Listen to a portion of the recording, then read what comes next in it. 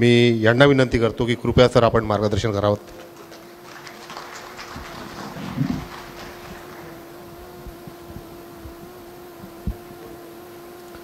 भारत माता की. काही लोकांचे हात नाही वरती झाले म्हणून ते एवढे स्टेडियम बांधतोय की हातात जास्त ताकद यावी. भारत माता की. वंदे छत्रपती शिवाजी महाराज की. छत्रपती संभाजी महाराज की. आपल्या सर्वांच्या साक्षीने आंतरराष्ट्रीय दर्जाच्या अत्याधुनिक बॅडमिंटनच्या या हॉलचं अधिकृत लोकार्पण झालं असं मी जाहीर करतो. या बॅडमिंटन हॉलचा शुभारंभ होत असताना मलाही मनापासून आनंद होतोय. खरं तर या शहराचा एक नागरिक म्हणून या शहरामध्ये जेव्हा एखादी उत्तम व्यवस्था निर्माण होते तेव्हा खरंच मला आनंद होतो. मी गांधी चौकात म्हणजेच मिलन चौकात असणाऱ्या नगर परिषदच्या प्राथमिक गांधी शाळेचा विद्यार्थी होतो, ज्या शाळेला ग्राउंडच नव्हतं. नंतर जिल्हा परिषदच्या जुबली हायस्कूलच्या विद्यार्थी झालो. जुबली हायस्कूलच्या शाळेला ग्राउंड तर होतं पण 12 महिने त्या ग्राउंडवर पाणी असायचं. कोणताही खेळ कधीच खेळता येत नव्हता. तिथून गेलो सरदार पटेल महाविद्यालय, जे पोटदुखे साहेबांच्या घराच्या मागे होतं.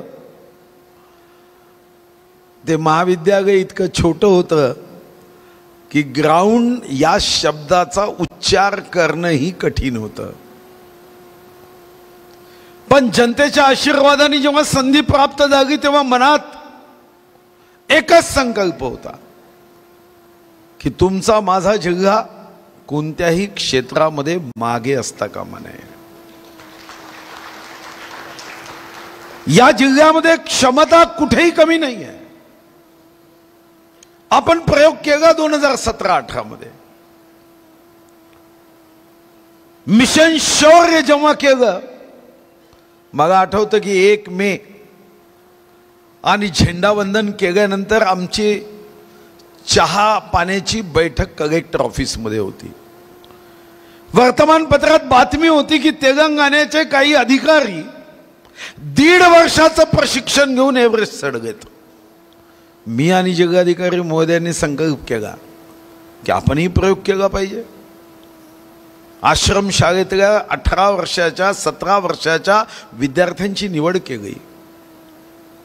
चंद्रपूर जिल्हा वाघाची भूमी आहे हे आपण म्हणतो, पण कृतीमध्ये आचरणाने मिशन शौर्यमध्ये ते सिद्ध झालं की 8 महिन्याच्या प्रशिक्षणात हे माझे झोपडीमध्ये राहणारे गरीब आदिवासी विद्यार्थी विद्यार्थिनी, ज्यांनी आयुष्यामध्ये कधी विमान बघितलं नाही, विमानतळ बघितलं नाही, विमानात बसले नाही, ज्या उंचीवरून विमान उडते त्या उंचीवर 29,029 फुटावर चंद्रपूर जिल्ह्याचा गौरव वाढवत त्या ठिकाणी झेंडा फडकवला, माता महाकालीचं चित्र लावलं.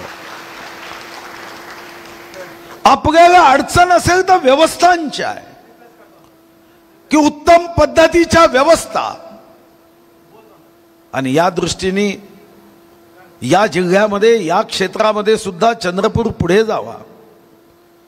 चंद्रपूरच्या शक्तिशाली तरुण तरुणींना संधी प्राप्त व्हावी, व्यासपीठ प्राप्त व्हावं.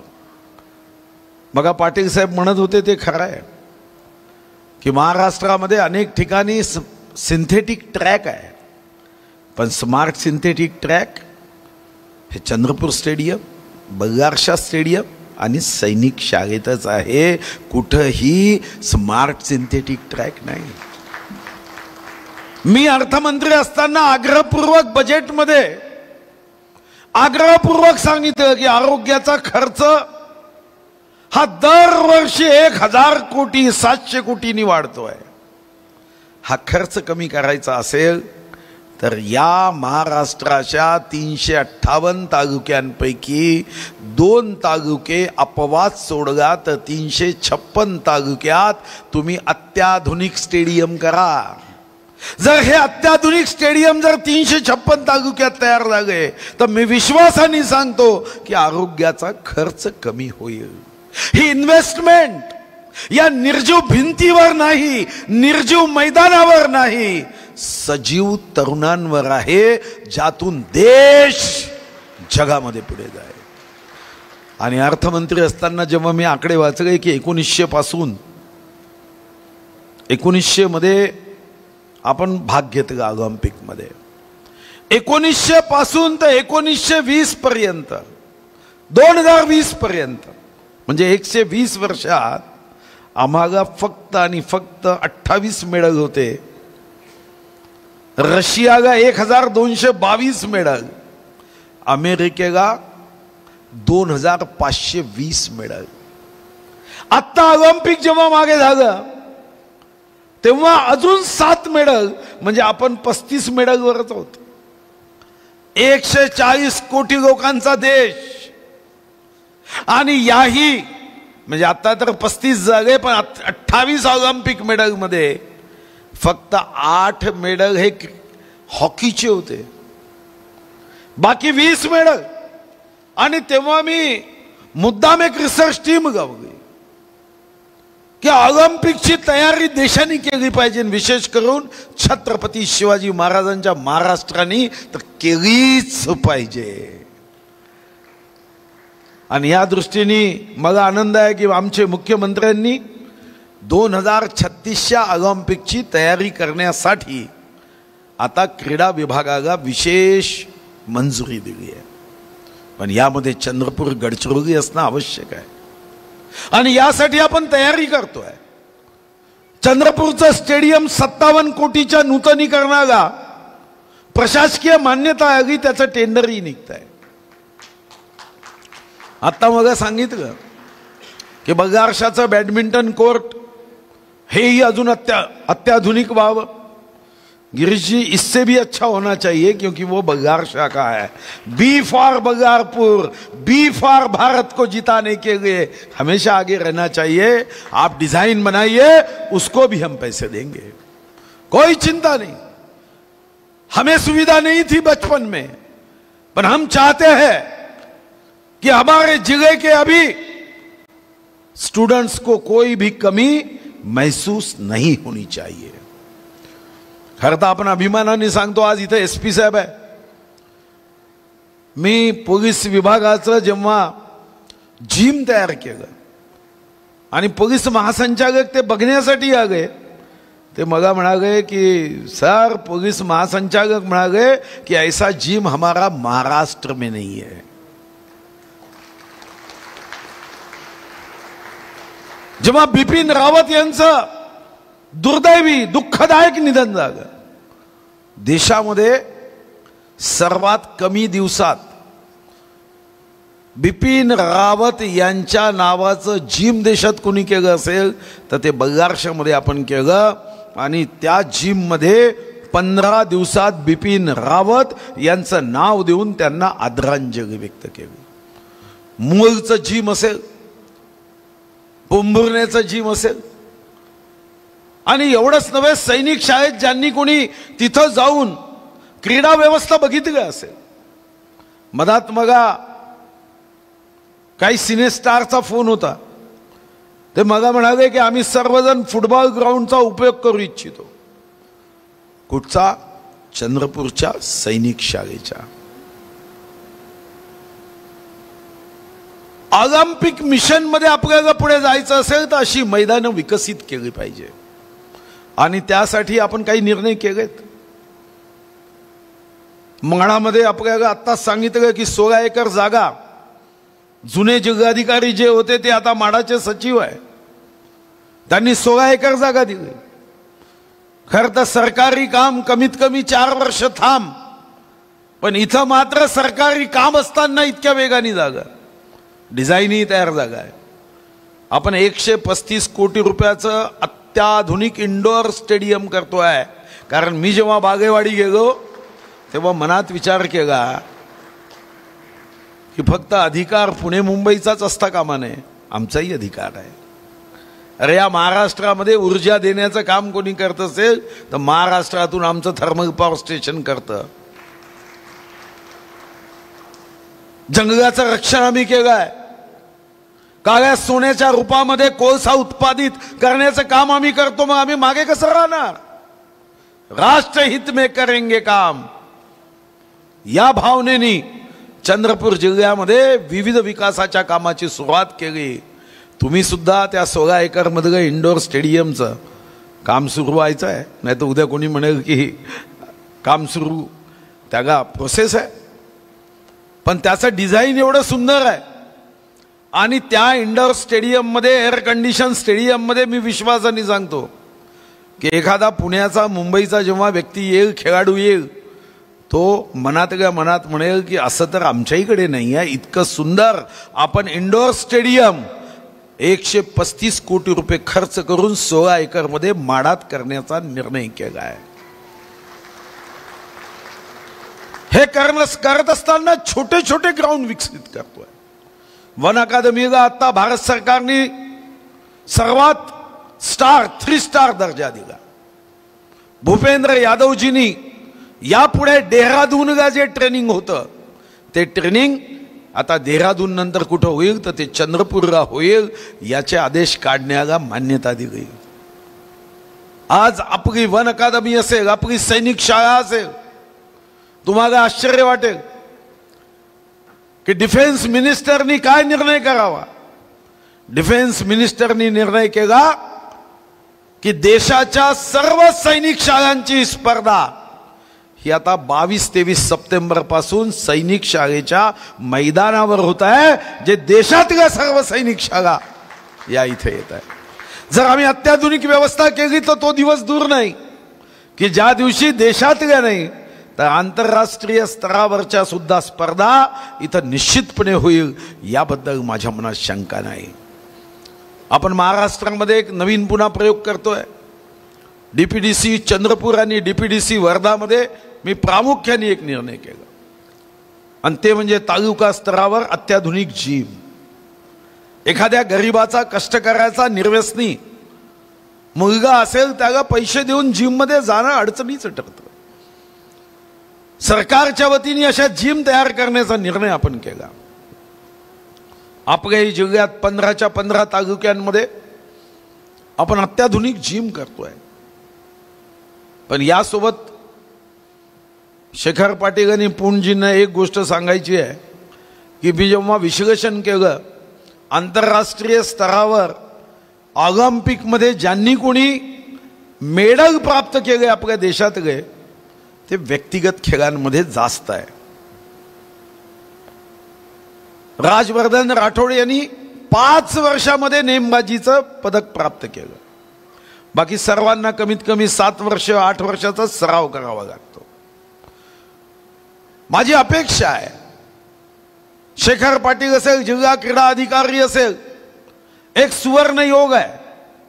स्वतः एसपी बॅडमिंटन खेळताय, स्वतः सीओ बॅडमिंटन खेळताय आणि गौडा साहेब तर कधीच कोणत्या गोष्टीला नाही म्हणणार नाही. मी सांगितल्यावर 3 गोष्टी इथं करण्याची आवश्यकता आहे. एक, अत्याधुनिक नेमबाजीचं एक छोटं स्टेडियम केलं पाहिजे ज्यामध्ये आपण एअर कंडिशन, कॅम्प्युटराइज्ड, म्हणजे नेम जरी थोडासा चुकला तर कॅम्प्युटरनीच सांगितलं पाहिजे. त्याच्यामध्ये ज्या ज्या गोष्टी अत्याधुनिक वापरता येईल, रोबोट आणायचे असेल रोबोट आणा, पण 2036 मध्ये अगर किसी का नेम लगेगा तो चंद्रपूर का ही लगना चाहिए, या दृष्टीने तुम्ही तयारी करा. आणि तुम्ही पैशाची चिंता करू नका. मी वनमंत्री आहे, या अगोदर धनमंत्री होतो. मला माहिती आहे की माझ्या लाकडापासून कागद तयार होतो आणि त्याच कागदावर नोटा छापल्या जातात. त्यामुळे माझ्याच कागदावर नोटा छापल्या जात असल्याने तुम्ही चिंता करू नका. आणि मी आज अर्थमंत्री नसतो तरी मला अजूनही कोड पाठ आहे. जेव्हा पाहिजे तेव्हा मी महाराष्ट्राच्या तिजोरीतून निश्चितपणे आपल्या अत्याधुनिक कामाला पैसे आणताना कुठेही कमी पडणार नाही, हाही विश्वास मी तुम्हाला देतोय. आणि त्यासाठी या कार्यक्रमाच्या उद्घाटनाच्या निमित्ताने पुढचे 2 उद्घाटन आज घोषित करायचे आहे. एक बगारशा बॅडमिंटन कोर्ट आणि दुसरं अत्याधुनिक एअर कंडिशन कॅम्प्युटराइज्ड असं नेमबाजीचं एक छोटं स्टेडियम आपल्याला करावं लागेल की ज्यामध्ये महाराष्ट्राचा नव्हे देशातला कोणीही नेमबाज ते पाहिजे तर त्यालाही 15 दिवसाचा मुक्काम चंद्रपूरमध्येच करावा असं वाटावं, असं एक स्टेडियम केलं पाहिजे.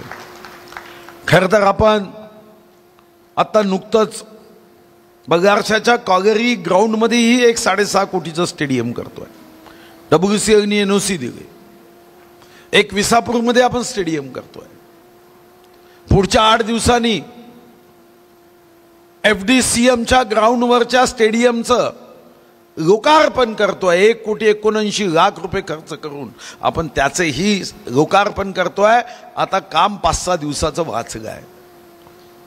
पण अजून 2 गोष्टींसाठी माझी स्वतःची इच्छा आहे की एक कबड्डीसाठी आपल्याला एक उत्तम स्टेडियम कसं करता येईल ज्यामध्ये एक स्टेडियम एअर कंडिशन असावं, एक एअर कंडिशन नसणारं असावं. आणि दुसरं कुस्तीसाठी आपण विठ्ठल मंदिर तिथं 1.25 कोटी रुपये मंजूर केले आहे. पण कुस्तीच्या संदर्भातले ही 2 उत्तम असे छोटे स्टेडियम तयार केले पाहिजे ज्यामध्ये कुस्ती कबड्डी. खरं तर मी 600 कोटी रुपये खर्च करून मुलींसाठी SNDT युनिव्हर्सिटी करतोय. काम सुरू झालं. 50 एकरमधली ही युनिव्हर्सिटी SNDTच्या युनिव्हर्सिटीचं उपकेंद्र होते आहे आणि ही देशातलं SNDT युनिव्हर्सिटीचं सर्वात मोठं उपकेंद्र होते. 70,000 विद्यार्थी SNDT युनिव्हर्सिटीमध्ये शिकतात. पण मला विश्वास आहे तिथं आपण तर एक नाविन्यपूर्ण स्टेडियम करतोय की ज्या स्टेडियममध्ये या देशातल्या महिलांच्या विशेष करून मुलींचे जे ट्रॅडिशनल खेळ आहे पारंपरिक, म्हणजे आपल्याला माहित असेल की लहानपणी लगोरी असायची मुलींची, कधी फुगडीचा खेळ असायचा, कधी ते कापडाचा सोटा करून सोटा पाणी खेळ असायचा. विविध असे खेळ आहेत जे 200 आपण आयडेंटिफाय करतोय. आणि SNDT युनिव्हर्सिटीमध्ये ज्या व्यवस्था आपण करतोय या देशामध्ये मला विश्वास आहे की ज्या व्यवस्था या सिम्बॉयसिसच्या प्रमुख नेहमी मला भेटतात काही कामानी विद्याताई, त्यांना मी सांगितलं की सिम्बॉयसिसची ॲडमिशन रद्द करून जेव्हा एखादी विद्यार्थिनी SNDT युनिव्हर्सिटीमध्ये विद्याताई ॲडमिशन घेईल त्या दिवशी माझ्या मनाला हृदयाला थंडक पोहोचेल, शांती पोहोचेल की बहुत अच्छा काम हमने किया है. आणि या दृष्टीने आपला जिल्हा पुढे जावा. तुमच्या सर्वांच्या सदिच्छा या कामात आहेच. पण या बॅडमिंटनच्या हॉलचं उद्घाटन करताना मीही मनात विचार केला की मी तर येऊ शकत नाही कारण मी व्यस्त आहे. पण तुम्हाला मात्र आवाहन करेन की तुम्ही मात्र याचा उपयोग जितका जास्त करता येईल तितका केला पाहिजे. म्हणून शेवटचा मुद्दा की जे जे करता येईल ते तर मी या जिल्ह्यासाठी करेन, जीव तोडून करेन, मन लावून करेन, जेवढा प्रयत्नाची पराकाष्ठा करता येईल तेवढी करेल. पण एक गोष्ट खरी आहे की मी रोज येऊन त्याचं मेंटेनन्स नाही बघू शकत. त्यासाठी मात्र सर्वांनी लक्ष देण्याची गरज आहे. सार्वजनिक काम म्हणजे अनाथ आहे असा भाव असता कामा नये. सार्वजनिक कामाचे आम्ही तुम्ही मायबाप आहोत हा भाव असण्याची आवश्यकता आहे. अनेकदा मी हे जाणवतो, अनेकदा मी बघतो. कधी एखाद्या ठिकाणी एखादा लाईट बंद झाला, वर्ष कोणी दुरुस्त करण्यासाठी प्रयत्नही करत नाही. आणि मग कोणीतरी एखादा विचित्र माणूस घेतो, हा गाईड 6 महिन्यापासून बंद आहे, पण तोही गाईड सुरू व्हावा म्हणून प्रयत्न करत नाही, फक्त टीका करण्यासाठी त्या संदर्भामध्ये प्रचार प्रसार करतो. आज आवश्यकता टीकाकारांची नाही आहे, कृती करणाऱ्यांची आवश्यकता आहे. आणि यासाठी आपल्या सर्वांना जाणीवपूर्वक एकत्र येऊन, खरं तर इथं क्रीडा क्षेत्रातही ज्यांना क्रीडा क्षेत्रामध्ये रुची आहे त्यांनी फेडरेशन करण्याची आवश्यकता आहे की आपला जिल्हा 2036 मध्ये ऑलिम्पिक मध्ये जाऊ शकेल का. जर तुम्ही मनात विचार केला तर मी निश्चितपणे पूर्ण शक्तीने तुमच्या पाठीशी उभा राहील, हा विश्वासही मी या निमित्ताने देतोय. आणि यासाठी या बॅडमिंटन सभागृहाचं, बॅडमिंटन हॉलचं लोकार्पण करताना मी मात्र 2036च्या ऑलिम्पिकचं संकल्प आणि स्वप्न बघतोय की 2036 मध्ये माझ्या जिल्ह्याचा एखादा स्पर्धक जेव्हा पदक प्राप्त होईल तेव्हा मला वाटेल की आपण ज्या ज्या गोष्टी मन लावून करण्याचा प्रयत्न करतो, खरंच त्याचं चीज झालं. शक्तिदायिनी, तेजोदायिनी माता महाकालीच्या या जिल्ह्यातल्या व्यक्तींनी ऑलिम्पिकमध्ये पद घेतलं, याचा आनंद निश्चितपणे मला होईल. मधात एक चित्रपट बघण्याचा योग आला आणि तो चित्रपट ज्याच्या जीवनावर होता ते मग भेटायला आले. एक ऑलिम्पिकचं स्वप्न त्यांनी पाहिलं आणि स्वप्न मात्र मिलिटरीमध्ये जाऊनही पूर्ण करता आलं नाही, कारण युद्धात 9 गोळ्या लागल्यात. पण नंतर मात्र स्वतःचं स्वप्न हे पॅरा ऑलिम्पिकमध्ये जाऊन पूर्ण केलं. मला वाटतं की आज चंद्रपूरच्या तरुण तरुणींना स्वप्न बघावं लागेल आणि हे स्वप्न पूर्ण करण्यासाठी ते तर एकाकी लढलेत, आपल्या पाठीशी पूर्ण समाज, सरकार आणि प्रशासन उभं राहील, हा विश्वासही मी या निमित्ताने देतो. पुन्हा एकदा सर्व क्रिकेटपटूंना, पुन्हा एकदा सर्व बॅडमिंटनपटूंना सदिच्छा शुभकामना देतो. आणि या सदिच्छा शुभकामना देताना विशेष करून श्री पुंड त्यांची टीम, श्री गिरीश चांडक त्याची टीम, श्री ज्वेल चांदेकर त्यांची टीम व वेळेच्या अभावी ज्यांची मी नावं घेऊ शकत नाही त्या सर्वांचं मी मनापासून कौतुक करतो. आणि 6 तारखेपासून सुरू होणाऱ्या राज्यस्तरीय बॅडमिंटन स्पर्धेला शुभकामना देतो. आप आगे बढ़ो, हम तुम्हारे साथ है. खूप खूप धन्यवाद. आदत जीतना, दिल जीतना है आदत हमारी. भाऊ ने जो स्वप्न देखा है, आप बैठिए 2 मिनट, सभी लोग बैठ जाइए प्लीज.